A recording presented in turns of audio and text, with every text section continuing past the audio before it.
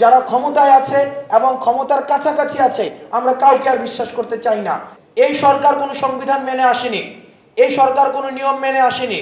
সুতরাং এই ফেসিবাদ ব্যবস্থা বিলোপ করার জন্য সংবিধানের দোহাই দিয়ে, কোনো নিয়মের দোহাই দিয়ে আবার যদি সেটাকে প্রলং করার চেষ্টা করে তাহলে সেটা পুরো জাতিকে আবার হতাশ করবে।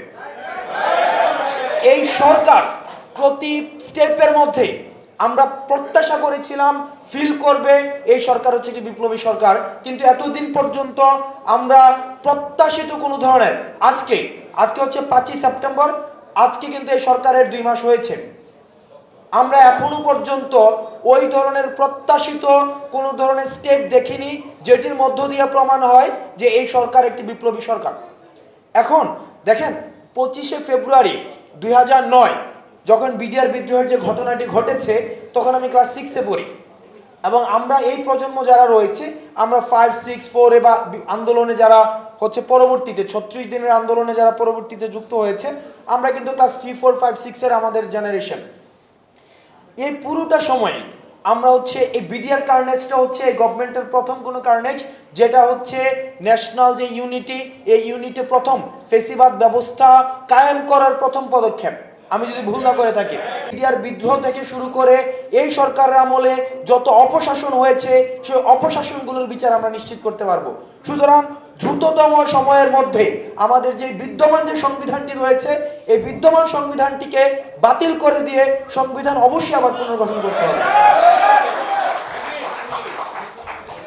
দেখেন ওই যে সার্জিস কিছুক্ষণ আগে বলছিল ডিজিএফ এর যে নির্যাতনের বিষয়গুলো, ডিজিএফআই থেকে আমি মনে করি যে তাদের থেকে বক্তব্য আসা উচিত। গত এই যে 16 বছরে প্রত্যেকটি কাজে আমরা ডিজিএফআই এর নাম দেখেছি, সুতরাং ডিজিএফআই থেকে বক্তব্য আসা উচিত। তাদের যে এতদিন পর্যন্ত অপরাধ করেছে সেই অপরাধগুলোকে অ্যাকনোলেজ করে তাদেরকে কমিটমেন্ট দিতে হবে, নচেত তাদের এই ডিজিএফআই সংস্কারের জন্য তাদের থেকে বক্তব্য নিতে হবে, নচেত অতীতের যে ঘটনাগুলো ঘটিয়েছে সেটির দায়ভারও তাদেরকে নিতে হবে।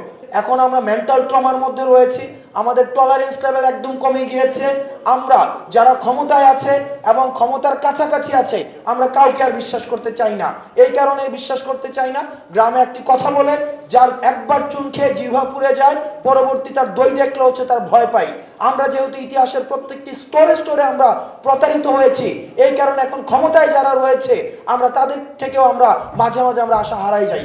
এই কারণে অন্তর্বর্তীকালীন সরকারে যারা রয়েছে আমরা আপনাদেরকে আহ্বান জানাবো, এটা যে একটা বিপ্লবী সরকার, এই বিপ্লবী সরকারের চেতনা আপনারা ধারণ করুন এবং ডিসিশনগুলো যেন খুব র্যাপিড হয়। ডিসিশনগুলো যদি আপনারা সংবিধান এবং নিয়মের বেড়াজালে সবসময় রেখে দেন আমরা কিন্তু আবার আশাহত হতে থাকবো।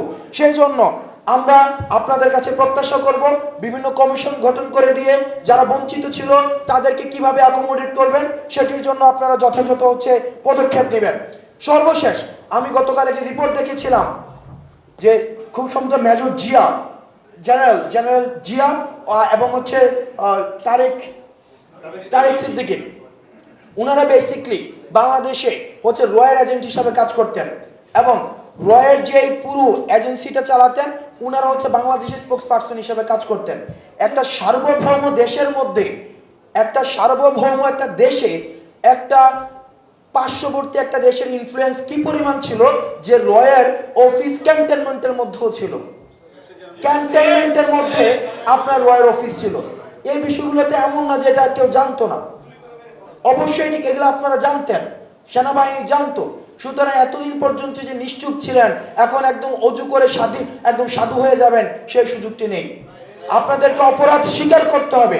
আমরা বিভিন্ন রাজনৈতিক দলকে দেখছি যে ক্ষমা চাওয়ার পূর্বেই তাদেরকে মাফ করে দিচ্ছে, আর ওই ক্ষমাই তো চায় নাই।